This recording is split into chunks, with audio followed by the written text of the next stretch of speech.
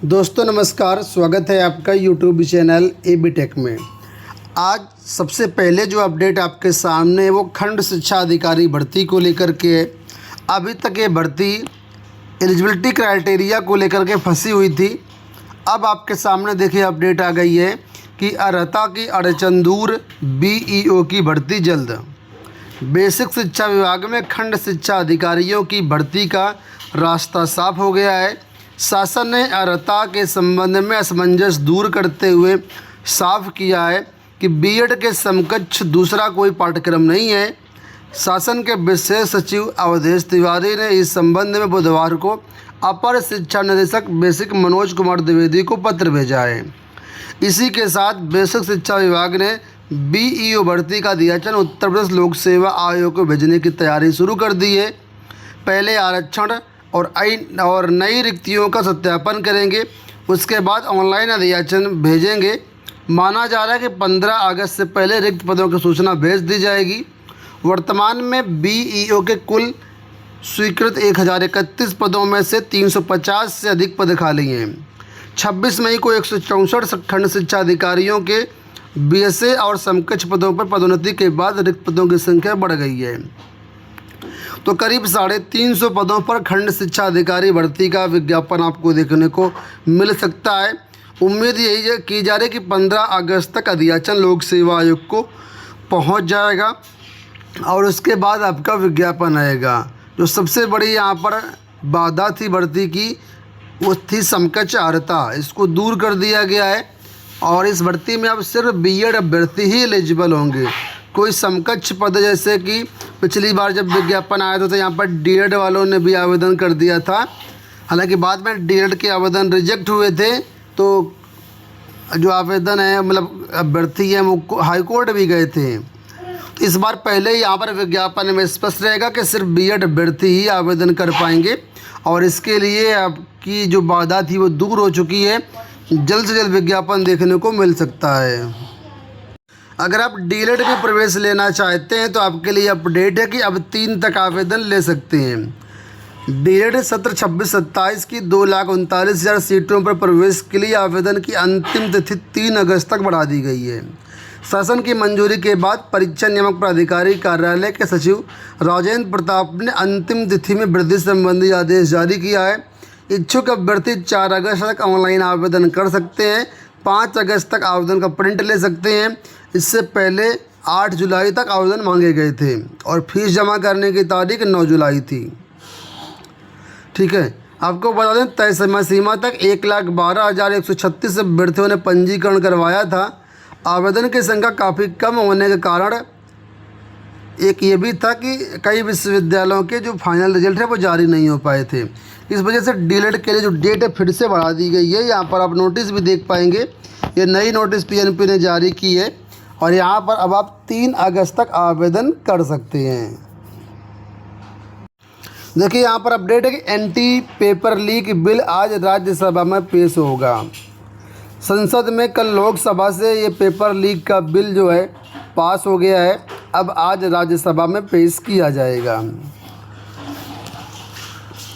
यहाँ देखिए अपडेट है कि कार्यभार नहीं ग्रहण कर सके कई चयनित शिक्षक। अशासकीय सहायता प्राप्त जूनियर हाई स्कूल में विज्ञापन वर्ष 2021 के तहत 65 प्रधानाध्यापक और 622 सहायक अध्यापकों का लंबे समय तक चली कानूनी प्रक्रिया के बाद चयन हुआ है। अंतिम रूप से चयनित होने के बावजूद अभ्यर्थी कार्यभार ग्रहण नहीं कर पा रहे हैं। अभ्यर्थियों का आरोप है कि विद्यालय आवंटन के बाद भी कई पद रिक्त नहीं है, तो कहीं प्रबंधक ज्वाइन नहीं करा रहे हैं। इससे उन्हें समायोजन की समस्या का सामना करना पड़ रहा है। वहीं जौनपुर जिले के कई प्रबंधकों का कहना है कि पूर्व में ही स्थानांतरण से पद भरे जा चुके हैं। तो आप लोग जानते होंगे जूनियर एडेड हाई स्कूल शिक्षक भर्ती आई थी, जिसमें कॉलेज आवंटित कर दिया गया है, लेकिन उसके बाद भी कई शिक्षक जो है और कई प्रिंसिपल कार्यभार ग्रहण नहीं कर पा रहे हैं। जो लोग बैंकों में अपना करियर बनाना चाहते हैं उनके लिए अपडेट है कि बैंकों में 10,000 क्लर्क की बहाली होगी। बैंकिंग क्षेत्र में सरकारी नौकरी का इंतजार कर रहे छात्रों के लिए विशेष खबर है। आईबीपीएस ने सार्वजनिक क्षेत्र में बैंकों में ग्राहक सेवा सहयोगी, इसको पूर्व में क्लर्क नाम दिया गया था, तो क्लर्क के पदों पर CRPCSS 16 की संक्षिप्त अधिसूचना जारी कर दी है। इस भर्ती के लिए ऑनलाइन आवेदन 1 अगस्त से शुरू होंगे। आवेदन करने की अंतिम डेट 21 अगस्त निर्धारित की गई है। तो IBPS क्लर्क के अंतर्गत 10,000 पदों पर विज्ञापन जारी हो चुका है। 1 अगस्त से आप लोग फॉर्म भर सकते हैं। जो भी अभ्यर्थी ग्रेजुएट हैं वो सभी अभ्यर्थी इसका फॉर्म भरने के योग्य हैं। GIC प्रवक्ता मुख्य परीक्षा के लिए कल नोटिस जारी हो चुकी है। आवेदन भी प्रारंभ हो चुके हैं। यहाँ पर उसी के बारे में अपडेट है कि GIC प्रवक्ता मुख्य परीक्षा के लिए 12 अगस्त तक आवेदन। तो जो भी अभ्यर्थी प्रीलिम्स एग्ज़ाम क्वालिफाई हुए हैं और मुख्य परीक्षा का फॉर्म भरना है, वो कल हमने एक वीडियो बनाया, वो वीडियो देख लें, सारी चीज़ें समझ लें कैसे क्या होना है, उसके बाद ही ट्राई करें। फिलहाल एक खबर आपके लिए और है कि बेसिक शिक्षक भर्ती में शैक्षिक मेरिट खत्म, देनी होगी परीक्षा। अभी तक जो प्राइमरी की भर्ती होती थी वहाँ पर एकेडमिक मेरिट भी जुड़ती थी, यानी लिखित परीक्षा तो होती ही होती थी लेकिन एकेडमिक के भी मार्क्स जुड़ते थे।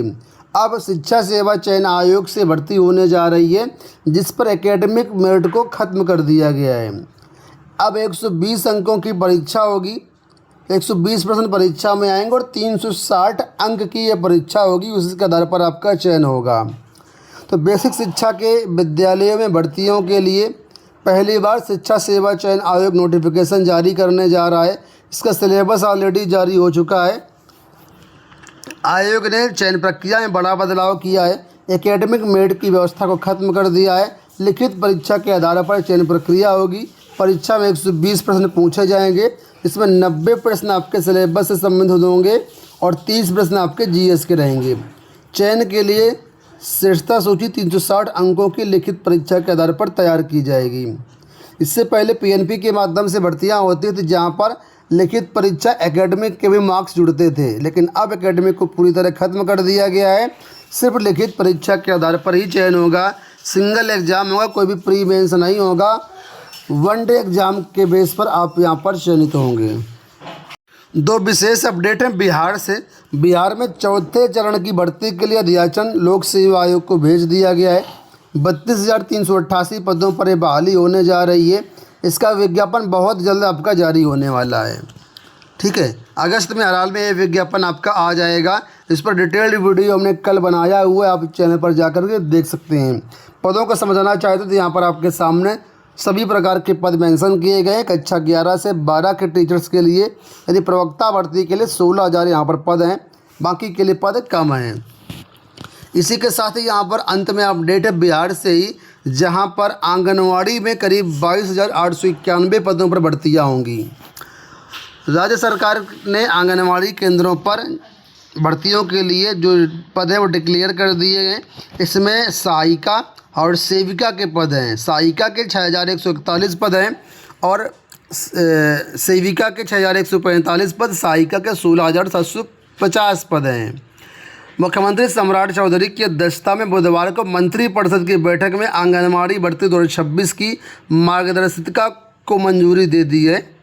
अब आगे इसमें जो भी प्रोसेस होगा उसके बाद आपका विज्ञापन जारी होगा। दोस्तों, ये हो गई आज की सारी अपडेट। इस वीडियो में इतना ही। धन्यवाद, नमस्कार।